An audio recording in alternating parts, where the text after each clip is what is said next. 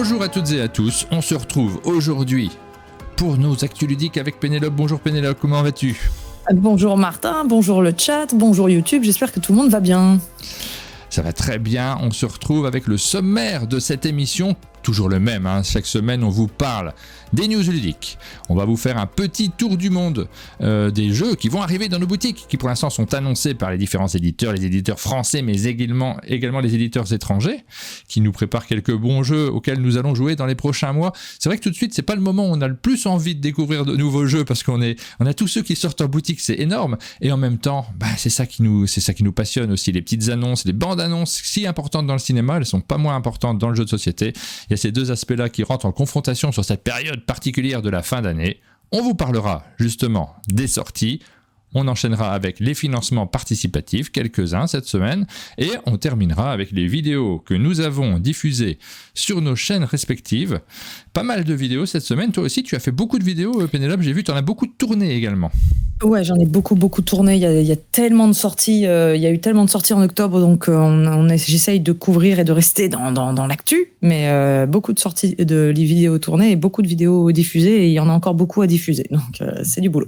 Voilà, si jamais vous êtes en manque de jeux, si jamais vous voulez en découvrir, vous savez que sur nos deux chaînes, Pénélope Gaming et Un Monde de Jeux, vous allez pouvoir découvrir pas mal de jeux. Nous on est contents, on a diffusé 31 de vidéos le mois dernier, c'est notre record. C'est la période où il y a beaucoup de choses qui sortent en même temps.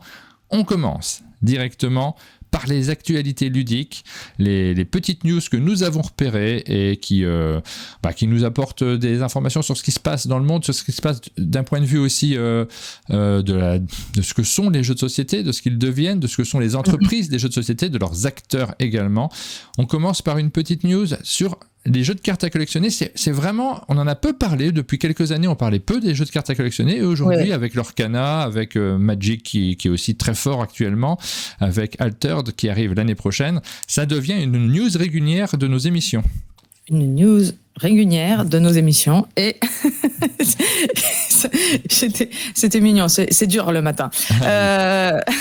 Et oui, la news régulière, et en plus pas mal de news régulières autour de ce jeu en ce moment, c'est Altered, qui est le prochain jeu de cartes à collectionner qui à mon avis va bouleverser et révolutionner. On ne sait pas si ce jeu-là va fonctionner comme on lui souhaite, et que ça va être un énorme hit. Mais par contre, ce qui est sûr, c'est que ce qui va apporter comme idée et comme changement dans le monde du jeu, ça va être repris et ça va être une révolution. Et notamment un système d'impression, en gros, les cartes, quand vous les vendrez, elles seront virtuellement vendues, elles ne vous appartiendront plus, mais vous garderez la carte et vous pourrez toujours jouer avec, ce qui est assez fou. Et en fait, il y a pour tous les curieux qui se demandent mais comment ça se joue, comment ça va fonctionner, quel est le gameplay derrière, eh bien il y a un print and play qui est disponible en ligne, ce que je trouve déjà assez dingue aussi, ça met le jeu complètement à disposition des gens, et c'est gratuit. Si je dis pas de bêtises, c'est gratuit. Voilà, donc vous pouvez imprimer le jeu. Moi, j'ai pas joué, donc ça sera peut-être l'occasion. Toi, tu as eu l'occasion de faire une partie, je crois, tu m'as dit. Ouais, j'ai eu l'occasion de faire une partie et j'ai trouvé ça extrêmement dynamique, efficace, avec beaucoup de synergie entre les cartes. Pour l'instant, je ne pense que du bien du gameplay. L'univers moi, je suis moins accro à ce genre d'univers, un petit peu fantasy, etc. Mais il a le mérite d'être original et pas à licence, ce qui n'est pas pour me déplaire.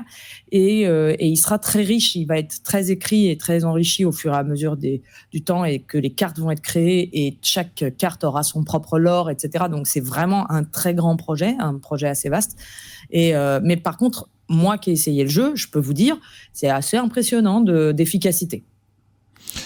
C'est donc l'un des projets dont on parlera beaucoup dans les semaines qui viennent. Moi, j'ai pas joué, du coup, ça y est, là, j'ai lancé le téléchargement des règles déjà. Je vais attendre la fin de l'émission pour les lire, mais je suis à fond. On aura l'occasion de vous en reparler beaucoup l'année prochaine, tout simplement. C'est le vrai lancement.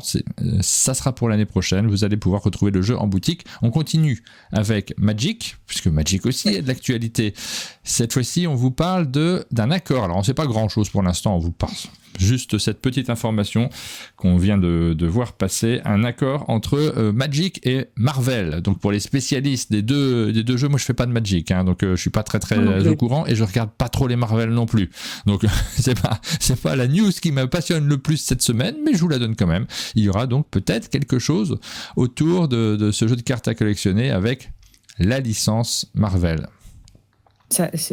Alors, moi, j'ai jamais joué à Magic, mais on sait que ces dernières années, les licences avec Magic et le nombre de boîtes qui sortent et de variations sur le même thème sont assez impressionnantes. On est très très loin du Magic de notre adolescence à nous, qui sortait une boîte de temps en temps. Enfin, j'exagère, ça s'est vite développé, mais là, il y a vraiment une espèce de côté absolument impossible à suivre pour ceux qui ne sont pas à fond dedans.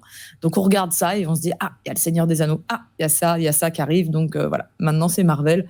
Sachant que je ne suis pas ultra fan de Marvel, je regarde ça de loin aussi. Et on voit dans l'article là, qui est écrit sur le site, je vérifie, je vois pas le nom du site, c'est pas grave. On voit qu'on nous cite toutes les licences qui ont déjà travaillé avec Magic. Voilà.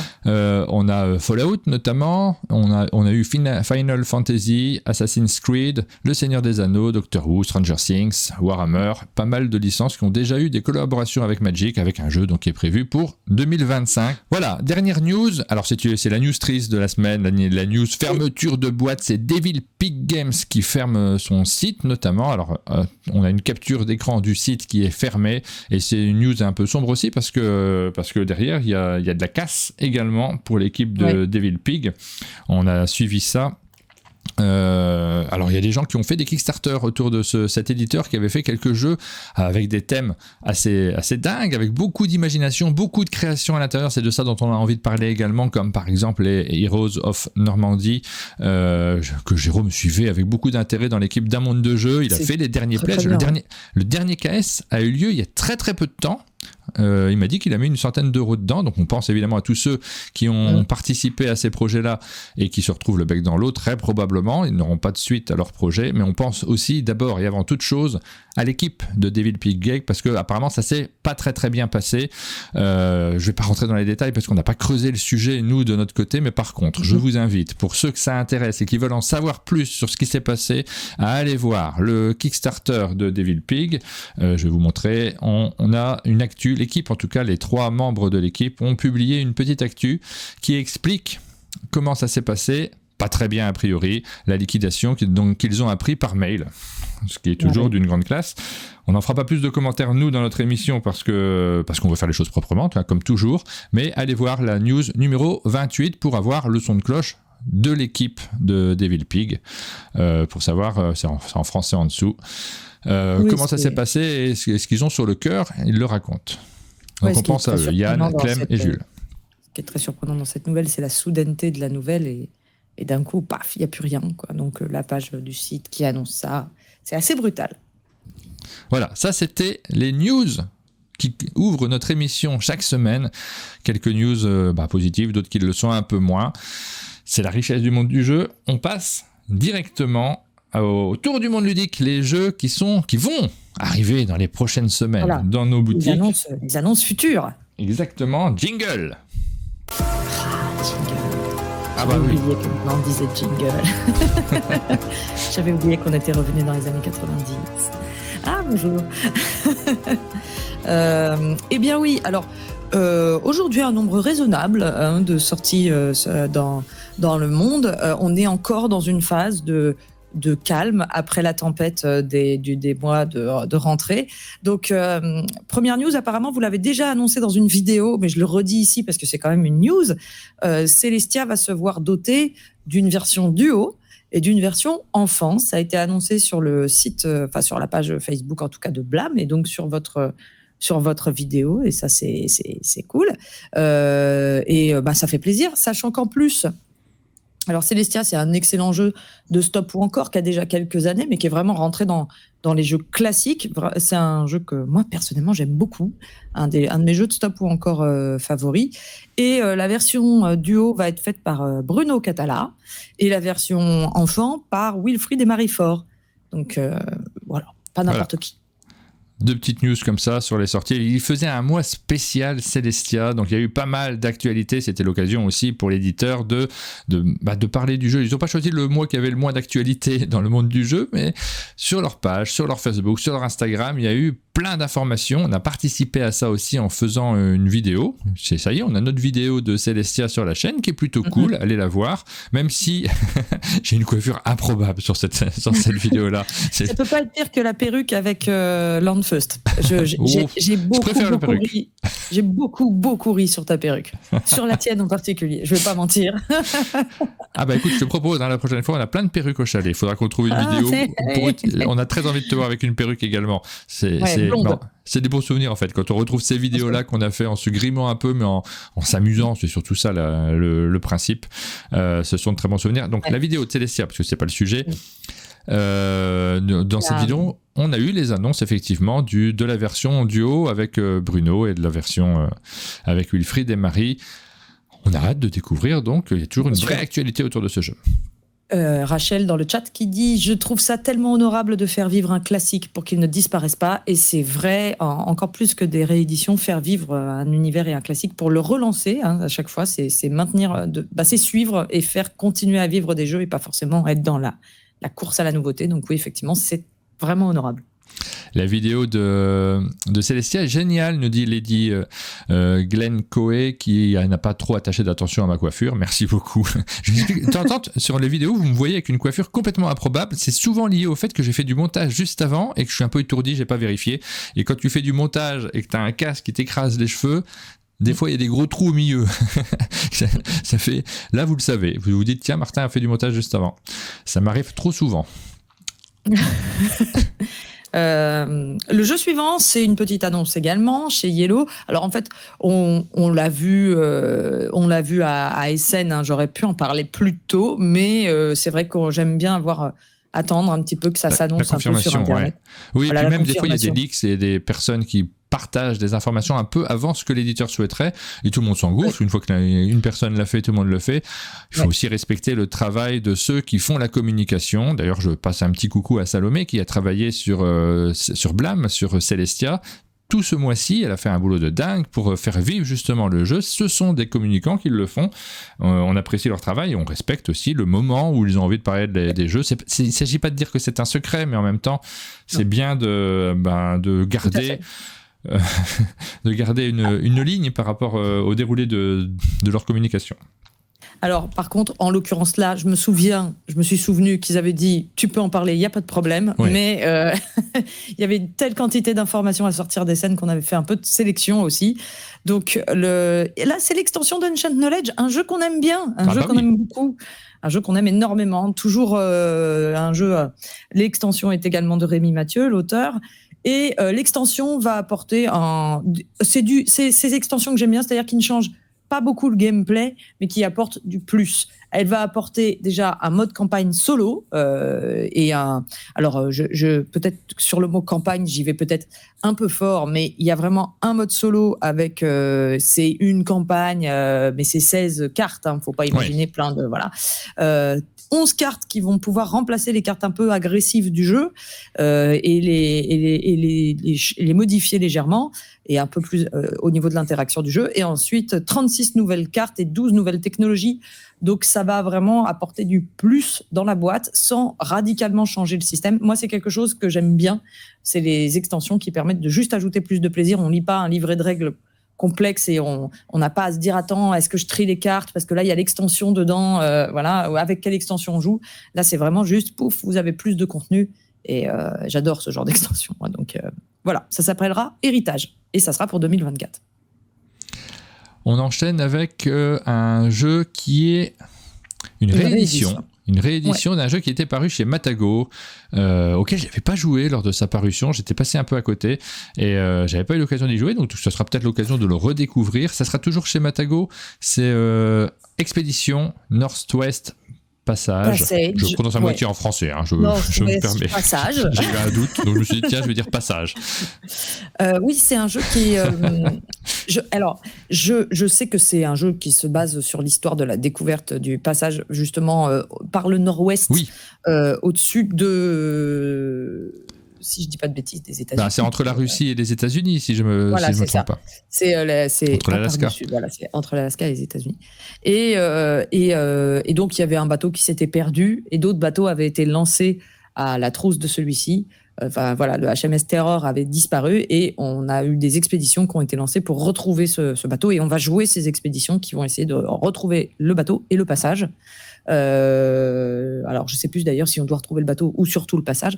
J'avais joué à ce jeu tu avais joué, il y a toi fort longtemps, et du coup je ne m'en souviens que très peu, mais je me souviens d'un plateau avec des tuiles d'exploration avec un petit bateau qu'on va promener, et que c'était plutôt un jeu assez sympa.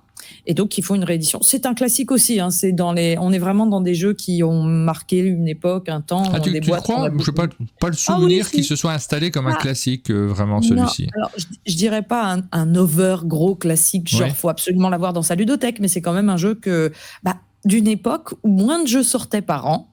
Et donc, les jeux s'installaient un peu plus dans le temps, naturellement. Aujourd'hui, peut-être qu'un jeu comme ça, je ne sais pas comment ça va se passer au niveau de la ressortie. Tu vois, moi, quand je commençais cette annonce en disant j'y avais pas joué, c'était déjà à l'époque où j'arrivais plus à jouer à tout, alors qu'avant j'avais vraiment la prétention d'avoir joué à tous les jeux qui comptaient chaque année. On faisait quelques rencontres, on essayait de suivre. C'était pas si difficile en fait de jouer à tout. Là, c'était déjà une période où les sorties commençaient à s'accumuler. Parce que j'ai pas joué, mais ce sera peut-être l'occasion de rattraper ce retard. Une petite news sur la version enfant de Colt Express. Oui, on en avait déjà un petit peu parlé, mais je trouve ça toujours sympa quand des images arrivent. Voilà, c'est tout. C'est ça. On avait juste eu une annonce, un petit peu comme on a eu là avec Blam. On sait qu'il va y avoir un jeu, mais on n'a pas les images à vous montrer. Et Kids Express, vous avez la première image. Je trouve le train vraiment sympa. Et puis tout de suite, quand on voit le train, on comprend en quoi c'est un peu plus simple. Et il n'y a pas d'étage. Et ça change. Voilà, donc ça c'est un jeu qui arrivera chez Ludonote. Toujours, j'imagine, de Maxime Rimbaud. Alors j'arrive pas à lire, mais je vois qu'il y a plusieurs noms d'auteurs ici sur cette petite vignette, mais là c'est un peu petit pour pouvoir tout lire à distance comme ça.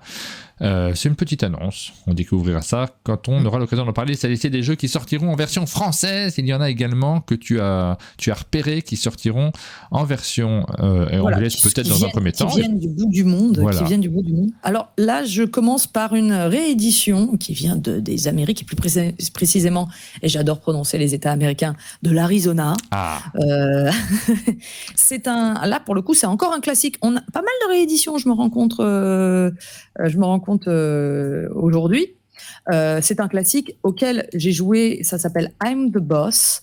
Et si je dis pas de bêtises, je vais vérifier parce que d'un coup j'ai un doute sur le fait que j'y ai joué, mais si, bien sûr, j'y ai joué. Je vérifiais juste parce que je regardais l'ancienne édition. J'y ai joué grâce à Monsieur François, qui est amateur de ce genre de jeu absolument ignoble, où tout se base sur les mensonges, les promesses de mais oui, bien sûr, je te rembourserai l'argent que tu me prêtes, t'inquiète pas. Et évidemment que non. C'est quelqu'un d'assez ignoble de base. Mais bien sûr, c'est quelqu'un qui a vraiment assez sur ce genre de choses. Ne lui prêtez pas, n'ayez pas de dette avec Monsieur François. Non, je rigole.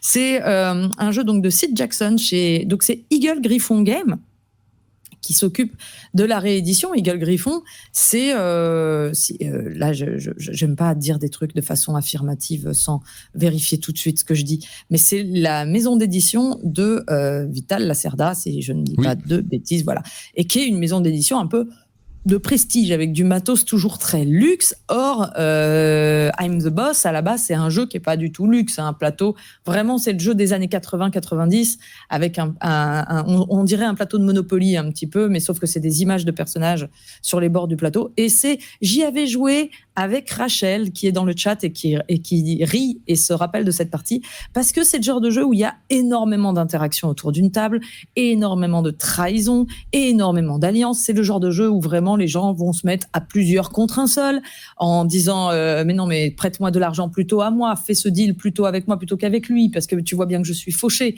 Voilà. Et on avait beaucoup ri. On avait aussi il y avait eu des émotions autour de la table du type c'est bon, je me casse, voilà. Donc ce genre de jeu qui vous laissera de toute façon un souvenir que je conseille très fortement. Hein. C'est vraiment pas des joué, jeux moi, qui créent quelque chose de particulier. Des fois, j'oublie les jeux auxquels j'ai joué ou pas, mais bien. là, ça me dit rien comme ça. Je crois pas y avoir joué, donc ça sera l'occasion de le découvrir si jamais il arrive jusqu'en France, s'il a le droit à sa sortie, parce que des fois, on va pas toujours sur les sorties étrangères, évidemment, on va pas acheter tous les jeux non plus.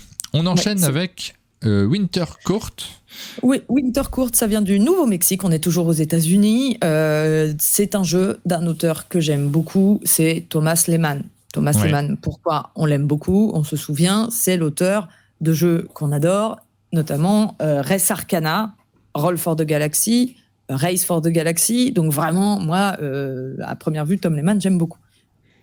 Son jeu s'appelle Winter Court et en fait, c'est un jeu dans lequel on est confiné dans un château durant l'hiver et on va discuter avec d'autres personnages royaux, on va dire. On va discuter un petit peu de comment on va influencer la cour. On va discuter des affaires importantes, quoi. Voilà, c'est un jeu de cartes, d'influence. On n'a aucune autre info dessus. La couverture n'est pas hyper élégante, mais c'est Rio Grande Games, donc ils nous ont habitués à des couvertures pas ouf. mais voilà, on voit les deux petits personnages derrière la fenêtre allumée du château qui sont en train de discuter avec importance. Et je pense que ce sont eux qui sont en train de jouer aux cartes. Et ça sera un petit jeu de cartes, je pense. Voilà, un petit jeu qui sort donc chez Rio Grande. On rend toujours curieux de savoir, parce que c'est un éditeur, moi, que je suis toujours avec beaucoup d'intérêt également. Tu as dit Nouveau-Mexique, c'est au Nouveau-Mexique, Rio Grande? Bah écoute, j'ai fait, moi à chaque fois, je fais Rio Grande, localisation. Non, mais t'as raison. Et je m'embête à essayer de trouver. Des fois, il y a des choses un peu étonnantes dont je ne suis pas très sûre du coup de la véracité. Mais la plupart du temps, ils sont au Nouveau-Mexique. D'accord, je savais pas du tout.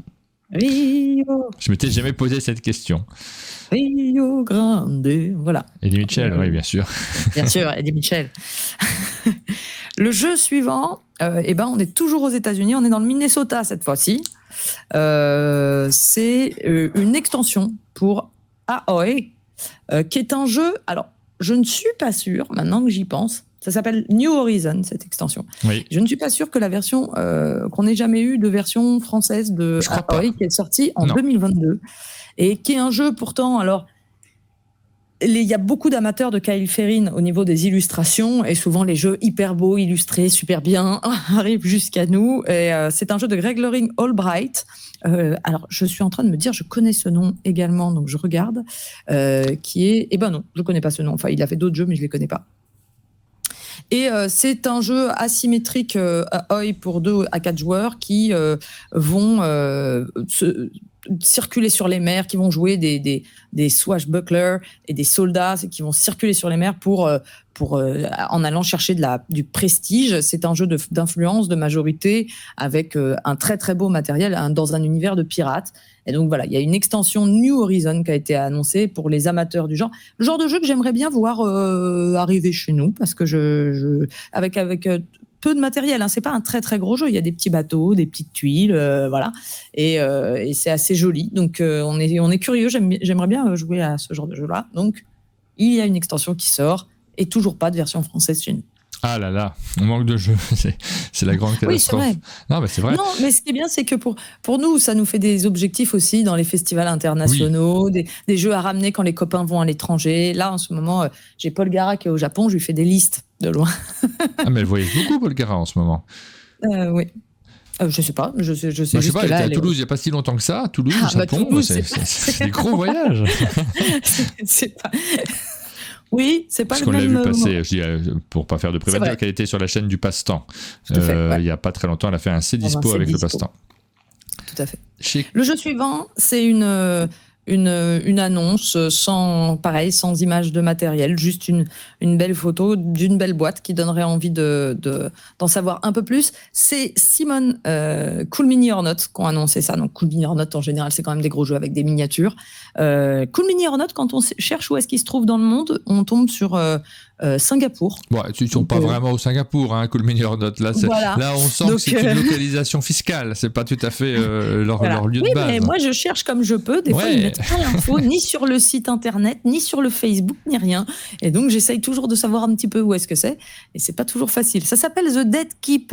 Et ça va être une campagne épique de dungeon crawler avec coopératif. Et surtout, en fait, ça va être annoncé. Donc, il y aura des annonces en 2024. Mais là, c'est une pré-annonce. C'est vraiment le jeu qui dit surveillez en 2024. On va vous parler de ça. Et ils disent qu'ils sont hyper contents d'annoncer cette nouvelle avec l'extraordinaire travail artistique de Paul Bonheur. Donc, ils mettent vraiment en avant au tout début le travail de l'illustrateur. Ouais. Et c'est vrai que quand on regarde la boîte, on se dit que ça a l'air quand même vachement beau, vachement riche et vachement travaillé. Ah, c'est des grosses boîtes qui font envie. Hein. Quand tu as une grosse boîte comme ça, tu te dis ah, bah, ça, je vais regarder ce que c'est. Je sais pas ce que c'est. Oui. En plus, Paul Bonheur joie, quoi. Ça doit être sympa. Ouais, exactement. Oh là. Bon, non, mais relève pas, hein. Ça doit passer comme ça dans la conversation. Normalement, les gens ne s'en rendent pas compte. C'est une campagne épique de donjons coopératifs. Je lis le truc qui est traduit. Donjons coopératifs, ça veut rien dire, on est bien d'accord quand même. Comme je vois que j'ai directement la traduction sur la page Facebook. En tout cas, on a bien compris, un jeu dans lequel on va découvrir, on va se balader dans des donjons, ce genre de choses, avec une dimension coopérative. Voilà, le genre de gros jeu qui me fait toujours rêver en attendant de trouver celui que j'arriverai à faire en entier ou que j'arriverai à faire tout court. C'est vrai que moi, j'en ai pas fait tellement. Je suis pas très expert dans ces jeux-là. Il y en a peu qui m'ont vraiment tapé dans l'œil. J'ai pas tout à fait le genre de joueur pour faire ce type de jeu non plus à proximité. Le jeu suivant, c'est une réédition. Et en fait, je me suis fixé un petit objectif. Dans ma tête, je me suis dit, mais je vais essayer de remplir un défi cette année. Peut-être en commençant à partir de janvier, je ne sais pas. Mais je voudrais qu'à chaque news ludique, j'arrive à citer un jeu de Rainer Knizia. Voilà. Donc c'est...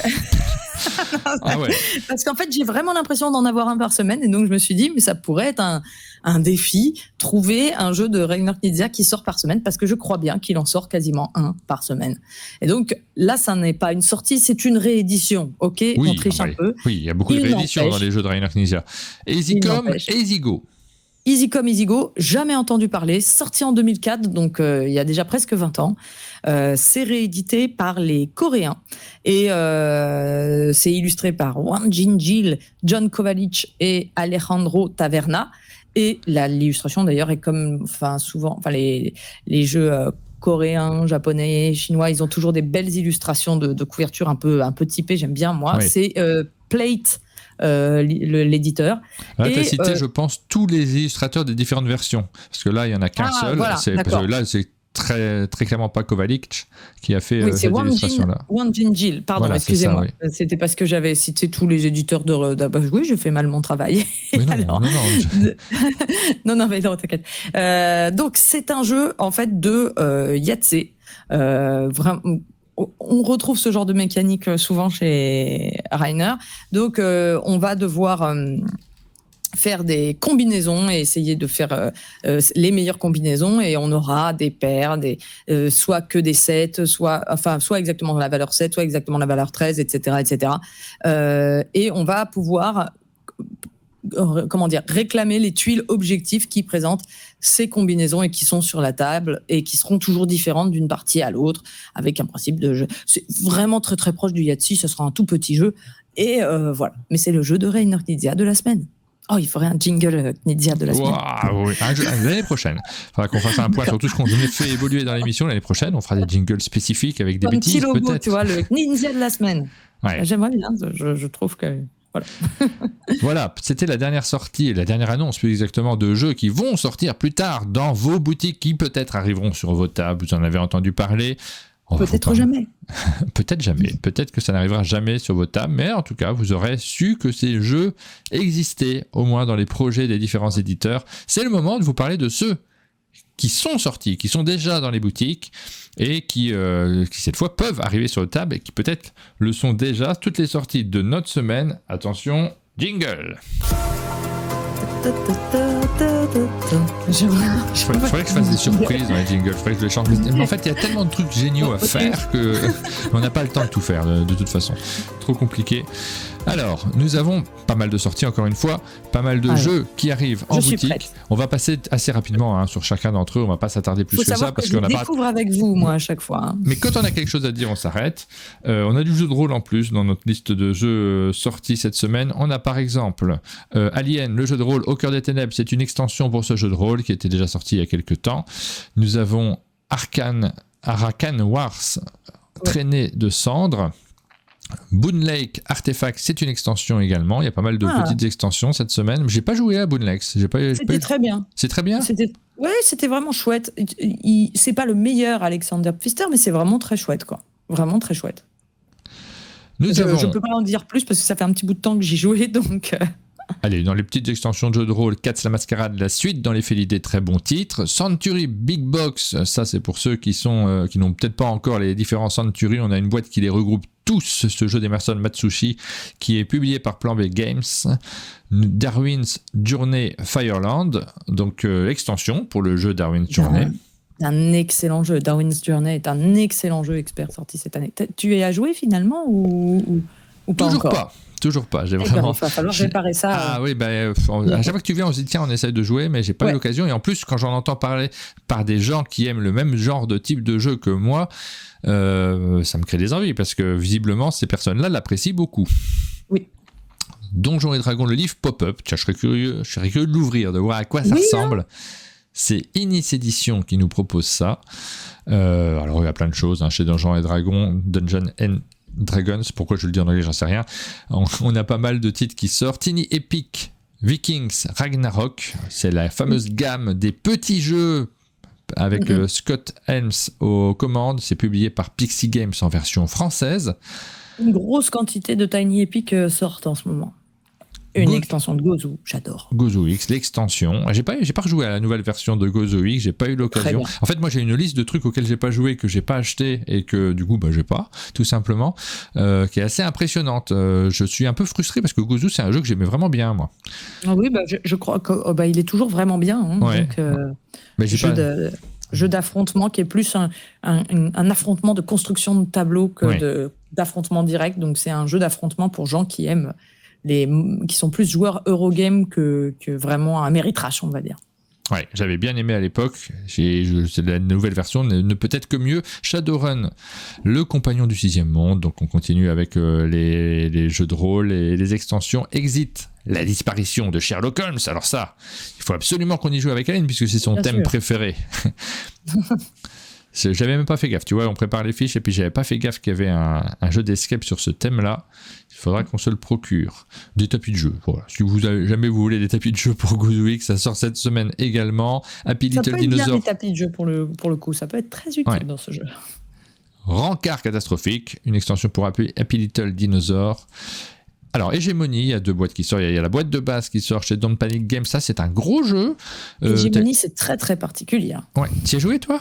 Ouais, j'y ai joué à SN l'année dernière, donc pas cette année mais l'année d'avant, parce que le Kickstarter, enfin le projet participatif m'avait tapé dans l'œil, et c'est en fait c'est un jeu politique complètement assumé où chaque joueur va jouer une classe différente de la société. On va pouvoir jouer donc il y aura en gros les libéraux capitalistes, il y aura le peuple, il y aura le gouvernement et enfin la classe moyenne, on va dire. J'ai dit le peuple, mais c'est la classe moyenne et donc il va y avoir et la classe ouvrière aussi. Enfin, je sais plus exactement quelles sont les 4 classes, mais en fait, il va y avoir des interactions entre les 4. Et donc, chacun a bien sûr ses intérêts propres, mais chacun dépend forcément des autres, ce qui est assez intéressant. Par exemple, si vous faites grève, vous allez forcément poser des problèmes dans les entreprises du joueur capitaliste. Donc, ça va être des tas de choses comme ça. Et j'aime l'extension événement historique. Je l'ai pas essayé, mais c'est vrai que ça envoie tout à fait le sens de ce jeu. Mais dans ce jeu-là, et vraiment c'est un ovni à essayer au niveau des jeux experts et qui a plutôt des bons retours. Moi, j'avais plutôt bien aimé mon début de partie. Je lis les commentaires aussi pendant ce temps-là. Nous avons Spec35 qui nous dit le courant est revenu. Je pense que c'est lié à la tempête. Je vais enfin pouvoir profiter en full qualité. Même en cas de tempête, les gens nous suivent quand même. On espère que ça vous tient compagnie pendant que dehors il fait vent. Voilà. Voilà. Et puis on a un commentaire également pour nous dire que Aoi était sorti chez Matago.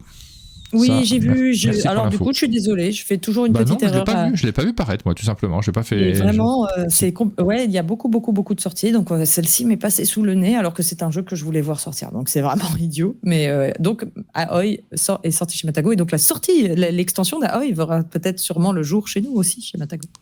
Le Clan des Souris, c'est un petit jeu de Christophe Loras qui est publié par Débac le jeu. Il a été joué au chalet et on m'en a dit beaucoup de bien, le Clan des Souris, de ce petit jeu pour enfants à partir de 4 ans, tout mignon.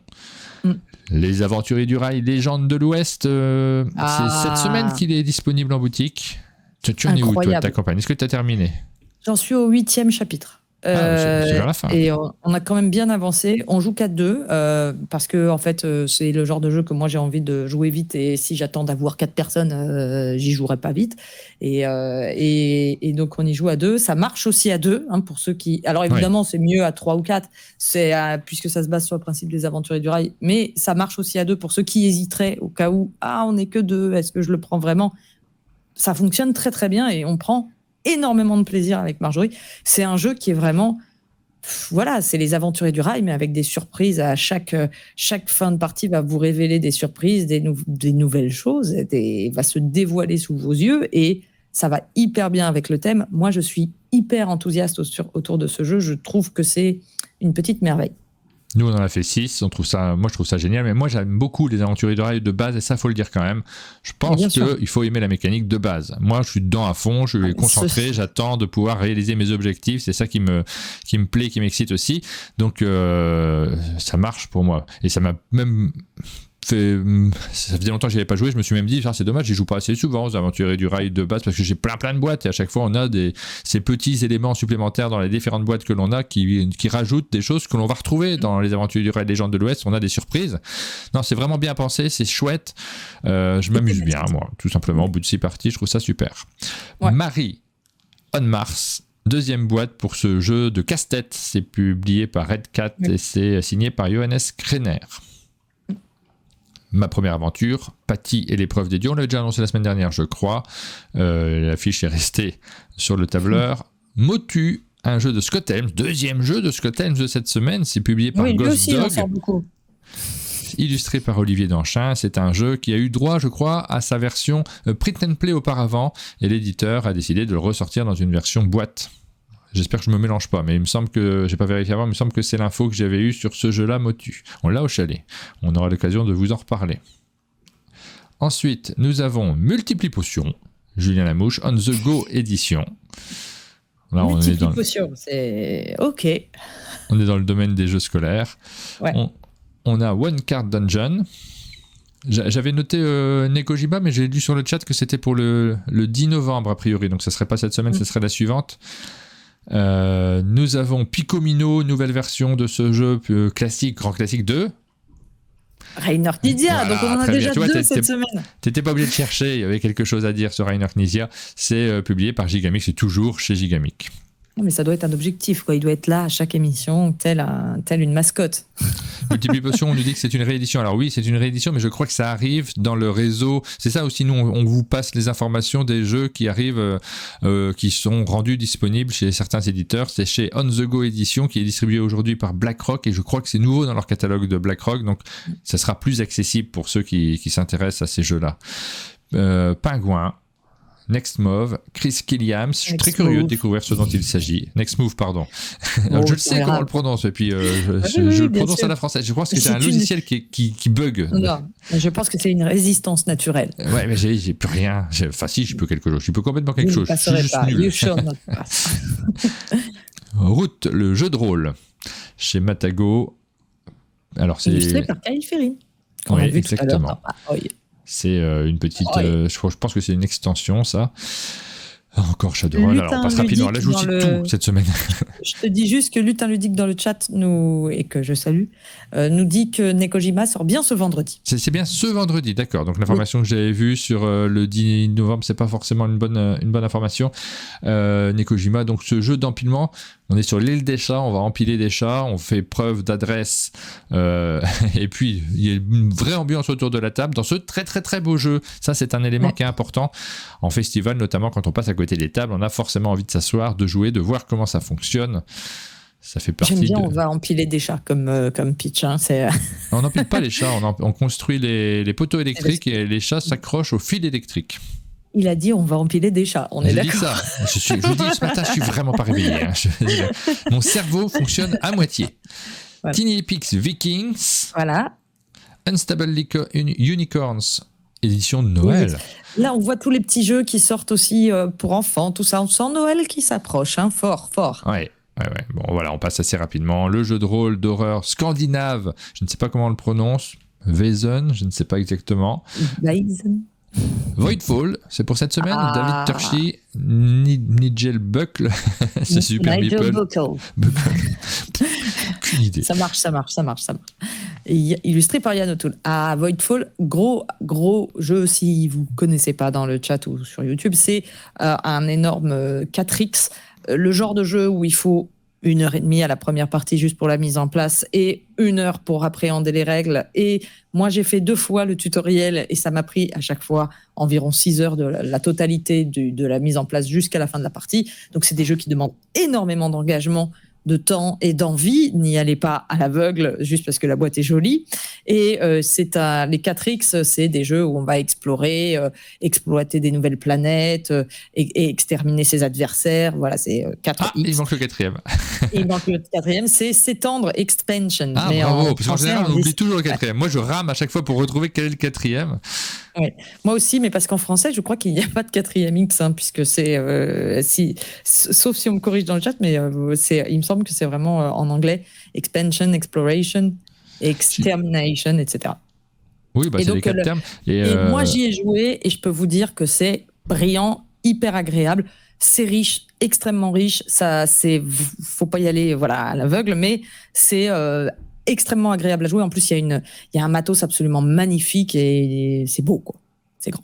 Très beau jeu. Woolgang, petit jeu qui sort chez Gigamic dans leur nouvelle petite gamme de boîtes, parce que Gigamic, on les connaissait bien sur ces jeux-là, sur les boîtes métal, et là, ils tentent quelque chose d'autre. Ils essaient d'avoir une boîte carton maintenant avec un tiroir. Elles sont assez astucieuses. On verra si ça sera le même succès en boutique. Ils se posent la question eux aussi. C'est une prise de risque de changer les boîtes. C'est un jeu qui est signé par Jérôme Baudin. Voilà, c'était... On vient juste de dire dans le chat qu'effectivement en français on dit aussi expansion, et c'est vrai. Oui, les 4X sont présents, en fait, c'est les mécaniques, donc il n'y en a pas moins dans... Expansion, ça se dit pareil en français, mais des fois on est un petit peu, on ne sait plus, il est tôt le matin, voilà. Et je cherchais s'il y avait... Il me semble, j'ai essayé pendant que tu en parlais de me rappeler des 5X, parce qu'il y a des jeux, c'est des 5X, et je ne me souviens plus de quel est le 5e. Je n'ai pas retrouvé. Le stade du dessus pour essayer de continuer. Alors voilà, ça c'était les sorties de la semaine.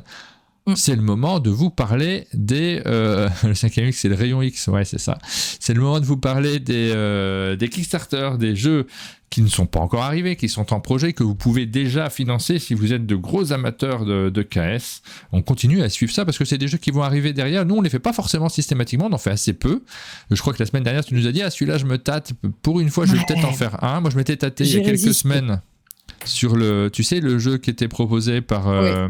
Je crois que c'est Awaken Realms, le jeu de cartes à collectionner. J'avais très très envie de le faire.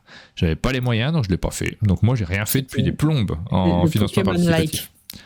Alors, celui de la semaine dernière, c'était Spiritfire, qui est toujours en cours, et qui d'ailleurs, en fait, on m'a précisé, c'est vraiment un pur jeu solo.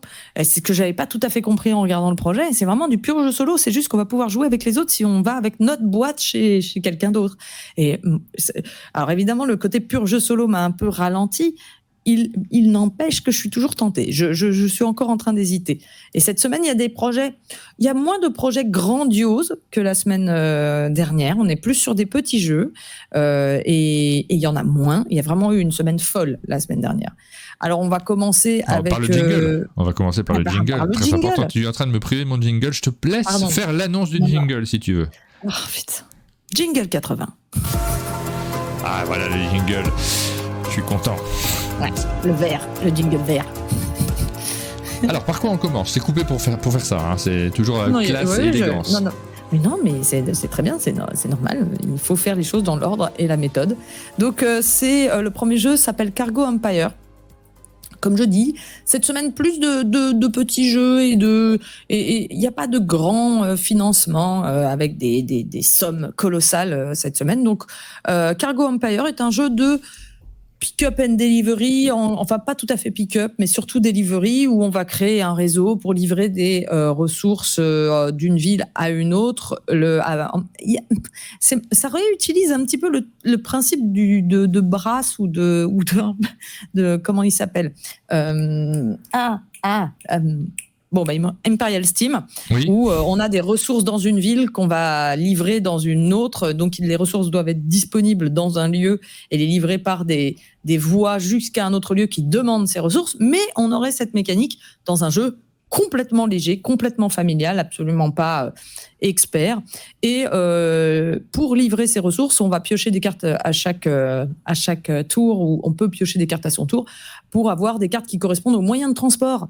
J'ai un train et un bateau, je peux aller de Londres à Paris, par exemple. Vous voyez, pour livrer cette ressource bleue que Londres a et que Paris souhaite. Et en fonction des modes de transport qu'on va utiliser, on va avancer sur des pistes, ça va nous faire des bonus, et on va construire nos points nos trucs à nous, nos gares, on va dire. On va appeler ça des gares. C'est important de faire des trucs dans les jeux de société. Les trade posts sur les lieux, et pour marquer des points, bien sûr, et le matériel est plutôt joli. Donc ça s'appelle Cargo Empire. Au niveau des infos, c'est un jeu de Alexander Bogdanovsky et Pinis Schechter, illustré par Juan Xiang et Jiang c'est dur aussi. Wen Xiulin, pardon si je prononce mal les noms. Moi, ça me choque quand on prononce mal des trucs. C'est vraiment le genre c'est des moments que j'aime pas trop dans les vidéos. Si on pouvait éviter. Yun Xian Yang. Je pense que c'est plus proche de ça, le premier illustrateur. Pour un 5 joueurs à partir de 10 ans, des parties de 80 minutes, les pledges sont de 40 à 120 €. Ça se termine le 8 décembre, si je ne me suis pas trompée sur la date, ça me semble un peu tardif, mais ça doit être ça. Le jeu n'est qu'en anglais et ça sera livré en juin 2024. J'aime beaucoup les jeux de train. Je me rends compte, ça fait longtemps que je n'ai pas joué à un jeu de train en dehors des Aventuriers du Rail dont on a parlé juste avant. C'est un genre à part entière du jeu de société, avec tellement de possibilités, tellement de boîtes différentes dans lesquelles on peut se lancer. Voilà. Et des fans. Moi et François, nous faisons officiellement partie du club des amateurs des jeux de train. On était dedans bien avant vous, sachez-le. Enfin, François, je sais pas, mais... Il existe un club privé officiel, je rigole, carte de membre et tout. Donc, le jeu suivant, c'est Wild Duo. C'est édité par Tracer. Alors, Wild avait déjà eu sa version pas duo, voilà. Et là, c'est la version duo de Wild. Et moi, j'aime bien la description, parce que c'est marqué 5 jeux intelligents pour 2 joueurs que vous pouvez jouer avec votre copain, votre épouse. C'est ça, spouse? Ouais. Mais c'est élégant, quoi. Friend, your children. C'est même, c'est 5 jeux dans une boîte. Précisons, c'est 5 jeux abstraits dans une boîte, avec le même genre de matériel. Alors, depuis tout à l'heure, je dis Wild Duo, j'ai comme un doute maintenant, parce que quand j'ai vu la boîte et le fait qu'il y ait écrit Wild Duo, je me suis dit, c'est la version 2 joueurs de Wild. Sauf que, est-ce que c'est la version 2 joueurs de Wild? Vous voyez, il existe un jeu qui s'appelle Wild. J'ai pas l'information particulière. Je vais aller voir tout de suite en direct sur BGG en même temps. Moi, ce qui m'inquiète à chaque fois dans ce genre de jeu, c'est quand on me dit il y a 5 jeux dans la boîte, j'ai du mal à me dire ça va être 5 trucs géniaux. On a plutôt tendance d'emblée, parce qu'on a l'habitude, parce qu'on a eu ce genre de jeu également, on les a reçus, on a tendance à se dire peut-être il y en a un de bien, peut-être que là c'est un package avec des différents jeux qui ne méritent pas d'exister séparément. Est-ce que c'est bien, est-ce que c'est pas bien, est-ce que je me trompe, est-ce que c'est très intelligent, y a-t-il un exercice de style, y a-t-il un lien entre les différents jeux, si ce n'est la thématique? Ça, on peut pas vous en dire beaucoup plus. C'est joli, en tout cas. Vu de loin comme ça, il y a des couleurs plutôt agréables. C'est un matériel qui donne envie de jouer. Alors, je fais une petite précision, parce que moi, ça m'a induit en erreur, et peut-être... Wild est un jeu, alors c'était Wild Serengeti, qui est sorti il y a 2 ans, et avec un thème. Et ça, en fait, ça n'a rien à voir. Voilà, c'était juste pour dire, j'ai cru pendant 2 secondes que c'était la version, en tout cas de la même série, puisque c'est vraiment Wild Duo. Et en fait, non, pas du tout. C'est Duo Sauvage et ça n'a rien à voir. Le nom est proche, mais ça n'est pas lié. L'un n'est pas lié à l'autre. Et donc, au niveau des petites infos, on est sur un jeu de Kanat Sadom Watana et Mitsuo Yamamoto, illustré par Yeiza Hassan Deserio et Johanna Tarkela. C'est de plus en plus challengeant. C'est pour 2 joueurs à partir de 7 ans, des parties entre 5 et 37 minutes. Tout ça va se terminer le pledge le 30 novembre et ça sera livré également en juin 2024. Et la première boîte est à 37 €. Voilà. Mais c'est principalement du jeu abstrait, donc c'est pour ceux qui aiment ce genre de mécanique. Moi, je suis moins cliente. Comme je le disais, moi, c'est le fait qu'il y ait 5 jeux d'un coup, là où je me dis, bon, est-ce que c'est bien, est-ce que c'est pas bien? Je te laisse, comme on fait pas forcément tout ce qui est dans la liste, je te laisse me dire par quoi on enchaîne. On continue, les noms en gras. Je pense que tu vois. Voilà, je fais que les noms en gras. Donc le suivant, c'est Torgal, le jeu de cartes. C'est un jeu d'affrontement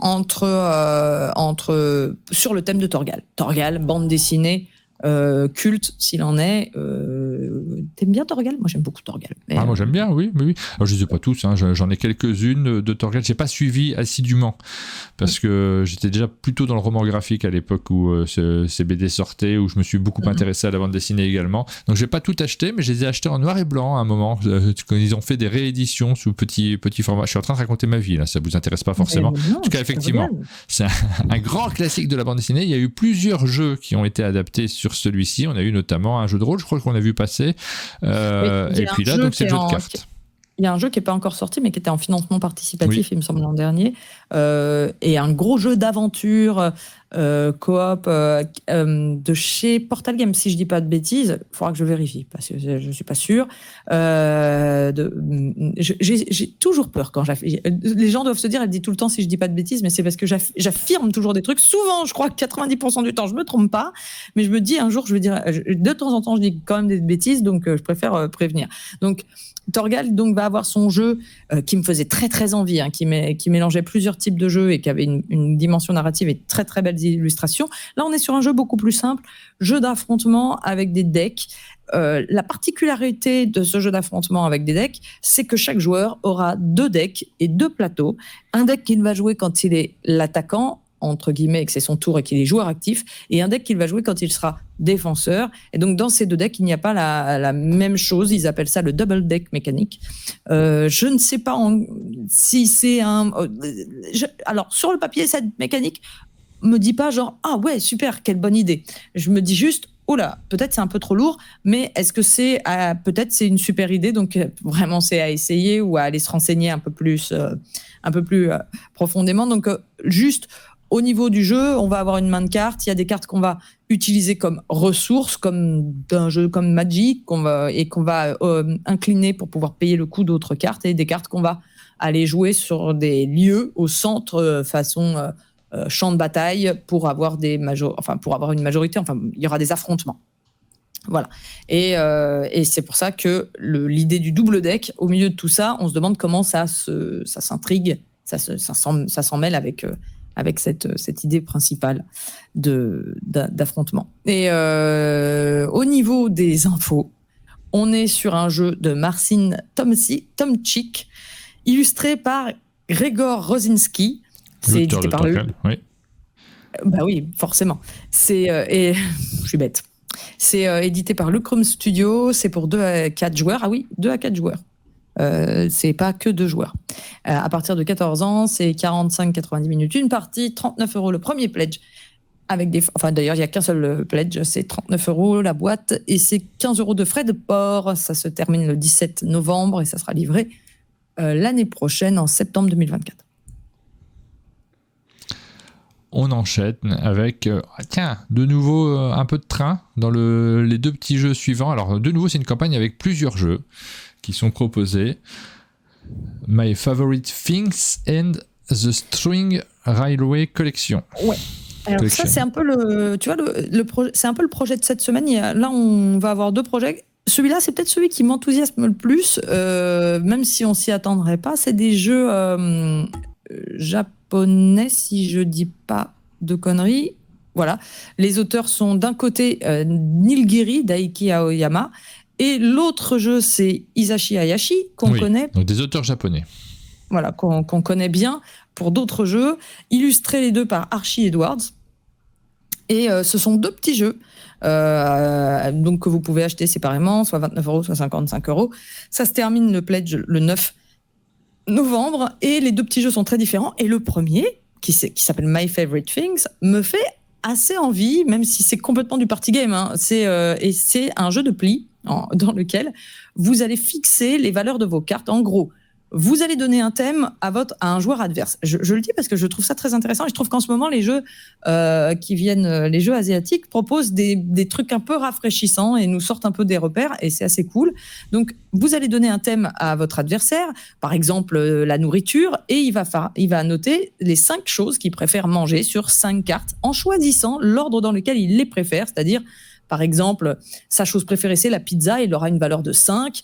La chose qu'il aime en deuxième, c'est le bœuf bourguignon, il aura une valeur de 4, et ainsi de suite. Puis, il va recouvrir les valeurs et il va donner les cartes à son adversaire avec juste apparent la valeur, comment dire, flûte. Ce qui est écrit, en fait, voilà, la pizza, par exemple. La nourriture. Et ensuite, on va faire un jeu de pli en imaginant ce que l'autre a mis comme valeur par rapport à ce qui est sur les cartes. Et donc, je trouve ça rigolo. Ça ne marche peut-être pas, mais ça me donne envie d'y jouer parce que je trouve ça assez marrant de définir la valeur des cartes. En fait, d'une certaine façon, c'est un jeu de pli où on va définir la valeur des cartes et où on va imaginer la valeur des cartes. Ça mélange le jeu de pli et le jeu de party game. Et cet autre jeu est aussi super intriguant. String Railway, comme tu peux le voir, est un jeu dans lequel on va faire un jeu de train, un jeu de réseau avec des livraisons, etc. Mais on va fabriquer le plateau au fur et à mesure avec des ficelles. Et donc, ce sont les lignes de train seront les ficelles. Alors, j'ai vu une critique de ce jeu qui disait, méfiez-vous, c'est pas si fun que ça, c'est assez complexe et assez profond. Donc, c'est on va passer pas mal de temps à son tour à réfléchir. Donc voilà, les deux. Il y a déjà une édition de String Railway, il y a déjà une édition qui a été faite par Asmodée, que j'ai au chalet d'ailleurs. J'ai 2 éditions d'ailleurs, 2 boîtes différentes, avec, si je me souviens bien, une très jolie boîte faite par un illustrateur dont son nom va m'échapper forcément. Voilà, je n'ai pas préparé ça en avance. Je l'ai sur le bout de la langue, mais ça me reviendra. En tout cas, on y a déjà joué, effectivement, c'est assez rigolo comme jeu. C'est très original comme matériel surtout. Oui. Voilà, le premier me fait très très très envie, tu vois, là, faut que je regarde. C'est super cette idée là. Est-ce que ça serait pas le jeu que je pledge cette année? Mais tu sais que là, je me suis dit, celui-là, je pledge, mais je me suis dit peut-être qu'il va le pledger, je sais pas, je pense qu'on peut se mettre d'accord pour qu'un des deux le prenne. On a envie de jouer à ça, c'est trop drôle. Voilà, pour ce jeu original. Mais s'il est bien, de toute façon, là, c'est sûr que ce genre de jeu, ça arrivera en version française. Donc des fois on pledge, mais bon, s'il n'est pas bien, ça n'arrivera pas. Et dans ce cas-là, on n'aura pas besoin de rajouter une boîte. Donc c'est une question d'impatience. On a envie d'avoir le jeu avant tout le monde, c'est ça aussi. Parfois, il y a des jeux très bien qui n'arrivent pas en version française non plus. Souvent dans les très très gros jeux. Je pense par exemple Earthworm, qui est un énorme jeu, n'est jamais arrivé en français. J'y ai joué, c'est un des meilleurs jeux auxquels j'ai joué. Donc c'est pour ça aussi que je surveille un peu plus l'étranger de temps en temps, en me disant bon, on sait jamais s'il y a une pépite, faut pas la louper. Mons & Mage. Alors il y a Rémi Saunier qui nous donne le nom, c'était Franck Dion que je cherchais comme illustrateur qui a fait une version de String Railway. Ah d'accord. Voilà. Ok. Merci. Le Mons & Mage, qui est le jeu suivant, c'est un jeu auto-édité, c'est self-published. C'est un jeu de Tin Leu. Celui-là aussi, il me titille. Je suis pas ultra fan de l'univers visuel, donc je vais sans doute résister parce que quand on pledge, on a vraiment envie d'aimer tout et d'adhérer à tout ce qu'on pledge. Mais j'aime bien ce que ça propose. C'est un jeu dans lequel on va recruter des nouvelles créatures. C'est un jeu où on s'affronte les uns les autres autour de la table et ça va mélanger un peu jeu d'affrontement et construction de moteur, je dirais à ce jeu Furnace, Léo Fourneau. un petit peu. Donc un peu les deux on a un peu un mélange des deux. Quand on va prendre des nouvelles créatures qui sont des créatures façon Pokémon, hein, mais différentes, qu'on va récupérer, qu'on va mettre dans sa ligne en fait. Vous voyez comme dans Léo Fourneau, qu'on va mettre dans sa ligne qui devient un moteur. Et au moment déjà où on la joue, elle va avoir un effet immédiat, c'est-à-dire qu'elle va activer toutes les cartes du même symbole. Elle va avoir une attaque et un effet immédiat plus ou moins puissant en fonction des cartes du même symbole dans la ligne. Puis ensuite, on va avancer son petit pion d'un cran dans notre ligne de cartes et la carte sur laquelle ça va tomber va s'activer et ça va faire éventuellement des activations en chaîne en fonction du moteur qu'on a créé et on s'affronte les uns les autres. Je trouve ça hyper intéressant, ça a l'air hyper combotatoire, ça a l'air assez fun à jouer. Maintenant, aucune idée du ressenti. C'est le genre de jeu, s'il est en ligne, s'il y a une version qui existe officielle sur Tabletop Simulator ou qu'il y a des vidéos, je vais peut-être aller regarder un peu de plus près pour voir comment ça fonctionne. J'aimerais bien tester, voir comment sont les sensations. C'est pour 1 à 4 joueurs à partir de 10 ans, c'est des parties de 45 minutes. Les pledges sont entre 37 et 432 € pour la version boîte en bois, fait main, oui. Ouais, mais bon, j'ai déjà pas fait le Eclipse Dragon, donc je vais peut-être pas me lancer sur celui-là. Voilà. Non, mais on n'est pas sur du. Là, c'est le genre de jeu où je vois jamais vraiment l'intérêt de prendre la version en bois à 432 €. Mais écoutez, il y a des gens. Ça se termine le 18 novembre et ça sera livré en septembre 2024 avec les règles existent déjà en français. Par contre, il n'y aura pas de matos français, mais les règles sont en français sur le site internet, je crois. Voilà pour ce jeu proposé en financement participatif. Voilà, la version collector en bois. Incroyable. Ah bah oui, vous pouvez avoir le jeu en bois également. Et le dernier jeu, c'est un peu le plus gros jeu de la semaine. Ça va être édité par Bad Comet. On en avait déjà, je crois, parlé rapidement. Oui, on avait montré la couverture, on avait dit que c'était joli, qu'on était curieux de savoir ce qu'il y avait à l'intérieur du jeu. Voilà, et c'est un peu le plus gros financement de la semaine. C'est chez donc Bad Comet, c'est un jeu de Yeom CW, illustré par Sophia Kang, et c'est un jeu expert de 60-120 minutes pour un 4 joueurs à partir de 14 ans. Effectivement, contrairement à son look un peu enfantin, on va dire, le jeu est quand même d'une certaine difficulté. On n'est pas sur du jeu familial et on est à la limite de l'initié, je pense, entre initié et expert. Oui. Ça se termine le 15 novembre et ce sera livré la fin d'année prochaine. C'est un jeu dans lequel c'est un jeu de placement d'ouvriers, donc de worker placement, innovant, en tout cas c'est ce qu'ils disent, parce que votre petit ouvrier finalement il prend la place de 2 tuiles. Vous voyez, vos ouvriers sont sur des petites montures et en fait ils prennent la place de 2 tuiles et ils vont activer de 2 tuiles, de 2 hexagones, et ils vont activer tous les hexagones auxquels ils sont adjacents. Et en faisant ça, quand ils activent les hexagones, qui représentent des îles où il y a. Alors moi, ce qui me freine un peu, c'est le thème, parce que c'est toujours un petit peu nature tirée par les cheveux. On comprend pas trop ce qu'on est en train de faire, même si visuellement il est très beau. Mais c'est tous ces espèces de biomes ou de lieux, on va avoir le choix soit d'y prendre des ressources, soit d'y prendre des cartes de créatures. Et c'est pareil, ces créatures, on va les mettre dans notre tableau, elles vont nous apporter des bénéfices. Les ressources, on va en avoir besoin pour pouvoir payer le coût des créatures, si je dis pas de conneries, mais quand je présente des financements participatif, ça se peut que je fasse des erreurs parce que bien sûr les règles, il me faudrait un temps infini pour les avoir précisément. Non, on peut pas jouer à tous les jeux, ça c'est pas possible. Voilà. On les regarde comme j'essaye de vous donner une idée grosso merdo et surtout le petit twist en plus intéressant. Et donc voilà, dans celui-là c'est vraiment cette histoire de double placement et de très joli matériel, on va pas se mentir, mais est-ce que le jeu tient la route? Ça, c'est tout à voir. Il y a déjà des bonnes critiques pour ceux qui ont reçu la boîte, mais avoir une bonne critique de radeau, c'est pas trop compliqué, mais il y a déjà des retours positifs. Ouais. Moi, la difficulté sur ce genre de jeu, c'est que la mécanique me tente, ça me plaît, j'ai envie de voir, mais derrière, j'ai toujours peur que ça soit développé, j'ai envie de dire à l'américaine, c'est-à-dire avec beaucoup de hasard dans le tirage des cartes et que ce soit ça qui décide si tu t'en sors ou pas dans le moteur que tu es en train de construire. Moi, j'aime bien que les jeux soient punitifs. J'aime bien que les erreurs que tu fais posent problème ensuite pour le reste de la partie. Bon, ça, on le voit jamais trop quand on est en train d'étudier un Kickstarter. On se rend pas vraiment compte d'où ils ont placé le curseur exactement.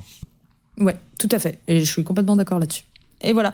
Alors aujourd'hui, ça c'était les projets d'aujourd'hui. Il y a toujours des extensions et des rééditions qui sont en projet actuellement. Donc on a Secret of the Lost Tomb, qui est la réédition des 10 ans anniversaire d'un jeu qui reprend un peu la mécanique de Betrayal of House on the Hill, qui était un jeu c'est sur le même genre de mécanique. C'était un jeu un peu culte, Betrayal.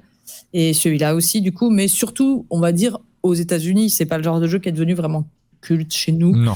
Voilà. Et l'autre jeu qui est réédité en ce moment, c'est Moon. Et c'est pas une réédition, c'est une version deluxe de Moon, qui est un jeu dans la série du même auteur et de cette série de jeux nous avons eu Village de cet auteur et de cette édition, et j'aime beaucoup C'était Village. Pas le nom anglais, Village, j'ai un doute, je ne sais plus. En tout cas, oui, c'est une boîte qui est sortie en France. Le nom français, c'était Village. Je me demande si c'était pas le nom français. Peut-être. C'est sorti chez Gigamic, en tout cas dans la version française. Ouais, et c'était un jeu que j'aimais. Compagnon, pardon, dans la version Village, française. C'était le nom anglais de ce fait. Ouais. Et c'est un jeu que j'aime beaucoup, qui fait partie de ma collection et que je ressors de temps en temps. Et donc, j'aurais bien voulu jouer aux autres de la série, mais j'ai pas eu l'occasion. Donc là, voilà, il y a Moon qui ressort, qui a un reprint en version de luxe avec beaucoup de matériel. Donc, si vous aimez beaucoup la série, vous pouvez vous pencher dessus. Voilà, parce que je me rappelle l'histoire au fur et à mesure. Je vous l'ai dit, j'étais pas très bien réveillé ce matin, trop grosse semaine de nouveau. En vrai, c'est une semaine un peu plus calme pour nous, mais on paye le prix des semaines précédentes. Village, en fait, c'est un nom qui appartient au loup-garou de Tircelieu, donc il pouvait pas utiliser ce terme-là en français. Ah oui, d'accord. Et dans les jeux toujours dispo, vous avez toujours Spiritfire et Takenoko Oyako. Enfin, il y a encore beaucoup de ce qu'on a dit la semaine dernière qui est toujours en cours. Et une petite annonce est sortie. On va avoir le 4X de Heroes Land Air and Sea de Scott Helms qui va arriver en financement. Troisième fois aujourd'hui, Scott Helms. Il a battu Rainer Knizia qui était à 2. Il remporte le combat. Non, c'est ça qu'on pourrait faire. Ah, le duel. Quel est l'auteur qu'on cite le plus pendant nos émissions? Scott Helms a gagné cette semaine. Évidemment, Knizia est sur le podium. Évidemment. Oui.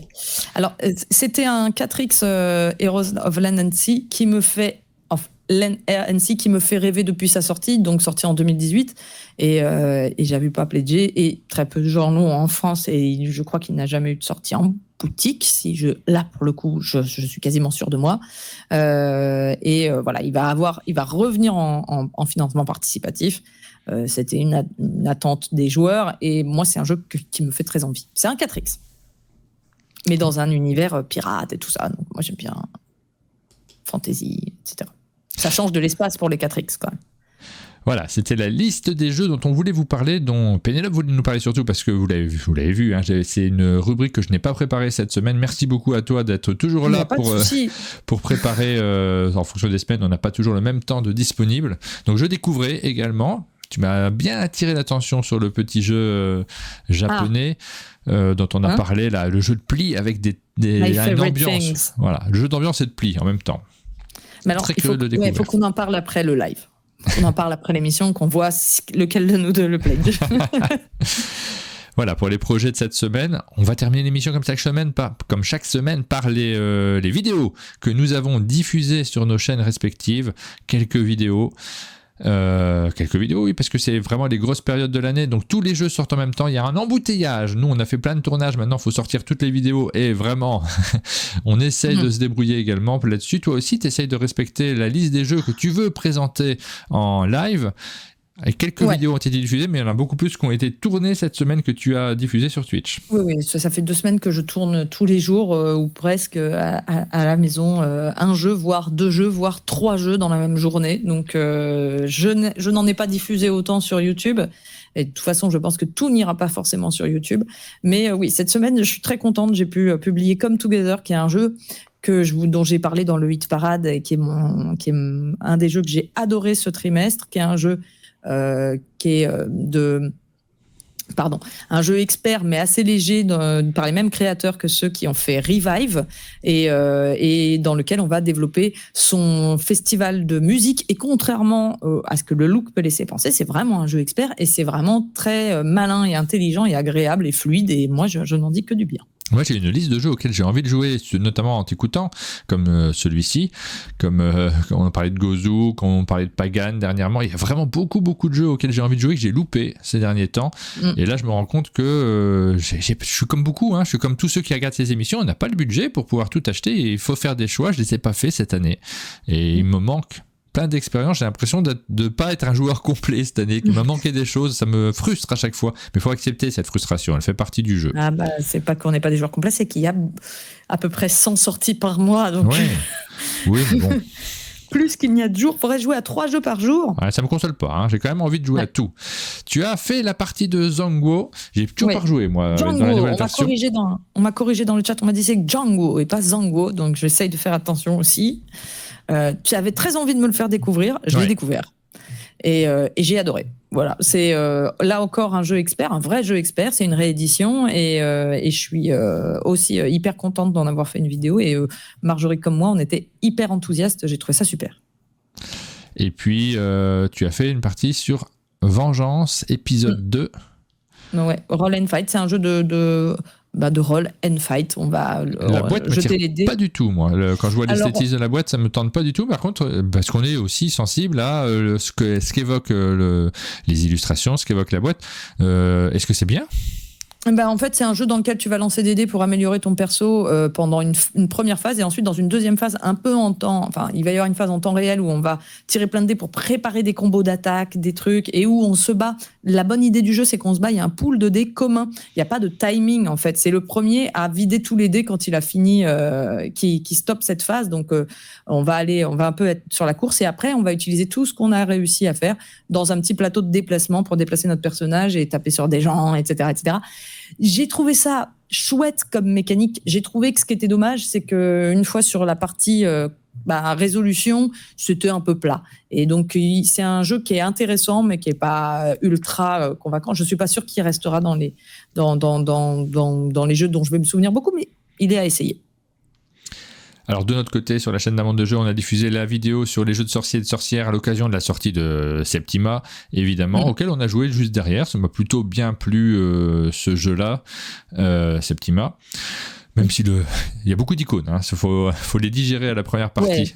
Quand tu vois la richesse de ce qu'il y a sur le plateau, il faut plusieurs parties pour être relativement à l'aise, même si c'est un jeu relativement accessible pour cet éditeur-là. J'ai pas été super convaincu par Septima. Notamment parce que je trouve que les chasseurs ils servent pas à grand chose alors que c'était de là que j'attendais toute une tension, qu'on ait un peu peur d'être attrapé par les chasseurs et tout, et en fait j'ai trouvé ça facile de les éviter et on a eu qu'une arrestation pendant notre partie. J'ai d'autres gens qui m'ont dit la même chose. Pareil, une seule arrestation, mais ça donne une contrainte en fait, c'est pas le cœur du jeu, sinon on est sur un... je sais. Ouais. Mais ça m'a un peu fait, elle est où la tension ? Et j'ai pas trouvé qu'il y avait des nouveautés, ça proposait pas assez de twists intéressants, nouveaux pour que ça, voilà. Mais c'est pas mauvais, je dis pas que c'est mauvais, c'est juste, je m'attendais à quelque chose d'un peu plus musclé. Oui, on est dans une sorte d'un jeu assez... il n'est pas si accessible, parce qu'on l'avait présenté comme un jeu très accessible chez cet éditeur, Mind Clash. C'est pas si accessible que ça. Il y a des sensations qui évoquent un peu Trickerion, moi j'ai trouvé, sur certains aspects. Mais ça fonctionne très bien. Ouais. Ensuite... on a diffusé la vidéo de Spirit avec David, une vidéo dans laquelle il y a pas mal d'ambiance. On a joué à 3, c'est vraiment pas la meilleure configuration à 3, mais par contre ça nous permet de bien vous l'expliquer, de vous montrer comment ça fonctionne. C'est un jeu qui provoque des émotions, ça c'est une certitude, qui peuvent être très différentes, parce que nous, en fonction des parties, on n'a pas toujours eu les mêmes émotions, et parfois ça marche très bien quand le groupe de joueurs est soudé et a envie aussi de faire marcher le jeu. C'est ça qui rentre en compte sur ce type de jeu-là. Il y a un effort à faire pour les joueurs. On l'a clairement ressenti, des fois ça marche moins bien parce qu'il y a un apprentissage du jeu à faire également, mais je trouve que c'est faut pas dire une proposition, mais quand même si, c'est une démarche, c'est quelque chose d'original, et ça c'est vraiment chouette d'avoir des jeux qui sortent de l'ordinaire. Je suis très content de vous proposer cette vidéo. Celestia, donc on a fait la partie, le grand classique, avec Salomé qui est visible sur cette vidéo et qui a géré la communication autour de ce mois spécial Celestia. On a fait une belle partie ensemble, c'est passé plein de choses aussi, c'est un jeu qui n'a plus besoin de faire ses preuves. Ouais, c'est cool de pouvoir refaire comme ça des vidéos sur des anciens jeux. Ah oui, puis mais c'est reposant aussi parce qu'on le connaît, il y a quelque chose de léger. Vraiment, moi, ça me fait plaisir. On l'a fait pas mal sur Takenoko ces derniers temps. On l'a fait un moment sur King Domino. Je suis toujours ravi quand il y a ce genre d'opération spéciale. On est un peu pressé parce qu'il y a tellement de choses qui se passent qu'on court en permanence, mais on a envie de prendre le temps aussi de passer des moments ludiques, simplement ludiques, autour de sensations que l'on connaît par cœur, mais qu'on a envie de revivre. C'est ça, la sensation, c'est au cœur du jeu. Dans les nouveautés, par contre, on vous a présenté Vagrant Song, en toute fin de mois, le jeu dans lequel on se balade dans un train fantôme pour essayer de libérer les esprits errants, prisonniers, leur rendre leur humanité. Donc on a fait juste un scénario, nous on n'a pas pu explorer le reste du scénario, donc c'est un peu tôt moi pour vous dire j'adore ou alors pour vous en donner plus. En tout cas on vous donne les indications sur comment le jeu fonctionne, vous avez toutes les informations dans la vidéo, là vous allez vraiment voir aussi l'esthétique de ce jeu qui est vraiment très réussi. Ouais. L'esthétique est très réussie. C'est un jeu plus simple qu'il n'en a l'air. Hein. Oui. C'est vraiment, on se dit ah là là, combat tactique, etc. Ça va être compliqué. Et en fait, c'est vraiment, pour moi, c'est vraiment très familial. Mais, peut-être pas très familial, mais familial. On a Baptiste Laurent qui arrive sur le chat à ce moment-là et qui nous dit merci, j'ai reçu ton message Baptiste, j'ai pas eu le temps d'y répondre, je me suis dit j'allais répondre après cette émission, je le fais en direct et publiquement. Le petit regret que j'ai sur des jeux comme Spirit, c'est que j'aurais bien aimé que tu sois là en fait, j'aurais adoré que tu sois là au chalet parce que il y a vraiment toutes des démarches d'auteur, des inventions, des choses qui sont passionnantes et vous le savez, pour tous ceux qui regardent nos chaînes, vous savez qu'on est très sensible à la démarche des gens qui sont derrière les jeux. On essaiera de rattraper ça à l'occasion, j'espère en tout cas de pouvoir t'accueillir au chalet à l'avenir, et on reparlera évidemment de Spirit. Heredity, là aussi, grand moment pour nous au chalet. Ça, c'était quand on fera le bilan de l'année d'un monde de jeu, le passage de David au chalet pour Heredity, c'était quelque chose de fort. On a joué au jeu, on en a parlé, on a vécu des choses ensemble, et c'est quelque chose de chouette. C'est quelque chose que j'adore, moi, ça, dans le jeu de société. Et là aussi, vous allez vivre quelque chose autour de la table, vous allez partager une aventure. On a fait que le premier scénario, il faut que je fasse les autres. Moi, j'ai pas encore eu le temps de m'y remettre.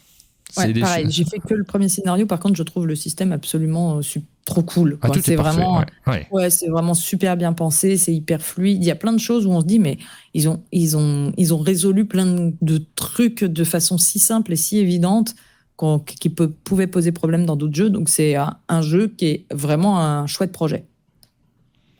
On a fait une vidéo ensemble, Empire's End. Oui. On a diffusé cette vidéo. J'ai la plus belle miniature de visage de ma part. J'adore ce... Je m'amuse quand je cherche les miniatures. J'ai envie de passer tellement de temps sur chaque truc. Rien que la miniature, j'ai envie de m'amuser. En général, quand vous voyez une vignette comme ça, c'est pas un instant, c'est pas une capture, c'est 3 moments différents. Voilà. C'est un montage. Vraiment, le montage entre ton visage et le mien est vraiment... intéressant. Ça donne des illusions. Alors je passe pas 3 heures non plus. Parfois j'ai du mal à chercher parce que vous trouvez des moments où on fait pas la tronche, où on n'est pas concentré parce que c'est pas ceux qui sont les plus photogéniques sur l'instant. Voilà. C'est Empire's End, c'est un jeu qu'on a bien aimé. Très cool jeu. Ah ouais.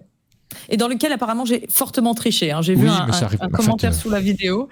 J'ai pas vu que j'avais fait ça. J'ai remis une tuile dans le. Et puis en plus une grosse triche. Du coup j'ai gagné la partie. Je me souviens. Je gagne pas. Voilà. Bon, ça va alors. Je me souvenais plus si j'avais gagné ou pas. Non, mais ça arrive assez régulièrement. Moi, je suis le grand spécialiste de ça. D'ailleurs, on a des commentaires du type comme d'habitude, Martin triche. Mais non, c'est pas comme d'habitude du tout. C'est que moi, j'ai une nature étourdie dans les jeux de société. Donc, c'est pas de la triche d'une part, et d'autre part, c'est dans les deux sens. C'est souvent à mon inconvénient également. Quand on oublie un truc, quand on sait plus, on récupère pas des ressources auxquelles on avait droit parce qu'on est concentré sur la stratégie à venir du tour suivant. Ça arrive très souvent. La réalité, c'est que vous n'êtes pas filmé dans les parties que vous faites. Et quand on est filmé, d'un seul coup, on se rend compte de tout. Ça, nous, on le voit derrière. On ne s'est pas du tout rendu compte pendant la partie. Sinon, forcément, on ferait une pause et on corrigerait l'erreur. Je ne suis pas une grosse tricheuse volontaire mais personne. Mais nous, on filme. On filme tout le monde. Ouais. On a l'occasion de monter. Je vous promets que tout le monde triche. C'est la règle, en réalité. Tout le monde triche en permanence. On se trompe, plus exactement. C'est pas de la triche. Ne nous trompons pas de mots. Tout le monde se trompe. Et ça fait partie du jeu. Et puis on a diffusé la vidéo sur ma première aventure à l'école et à la maison. Donc on reparle. Alors là, c'est une vidéo très riche, dans laquelle il y a tout l'aspect créatif autour de ces livres-jeux qui s'adressent aux enfants. Vraiment une super vidéo qu'on avait stockée pendant un petit moment. On vous l'a mise en ligne. Gameflow revient normalement en novembre, ce mois-ci justement. On aura l'occasion de repasser des moments ensemble. C'était une très chouette visite qui date d'il y a quelques mois maintenant. Vous pouvez découvrir cette vidéo si vous ne connaissez pas encore toute l'aventure autour de ces livres-jeux. Il y a le Hit Parade aussi qu'on a diffusé cette semaine. Ça, je l'avais stocké un peu, j'avais pas réussi à le monter avant cette semaine. Ça, c'est cool. Ouais, voilà, c'est des bons moments qu'on a passés ensemble. On a quasiment déjà tout diffusé ce qu'on a tourné ensemble, Pénélope. Il me reste juste le Fit to Print, la version, la critique de Fit to Print. Il y a à peine 3 semaines, 2 semaines, je ne sais pas, c'était si rapide. Ouais. Ça va très très vite, effectivement. Vivement ta prochaine venue et qu'on tourne de nouvelles vidéos avec des perruques. Avec plaisir. On arrive et voilà. À la fin de cette vidéo. Merci d'avoir passé ce jeudi matin avec nous autour de l'actualité ludique, de ce qui s'est passé dans le monde du jeu. Allez, on vous donne rendez-vous à tous très bientôt pour une nouvelle émission. Bonne journée à tous. Bonne journée.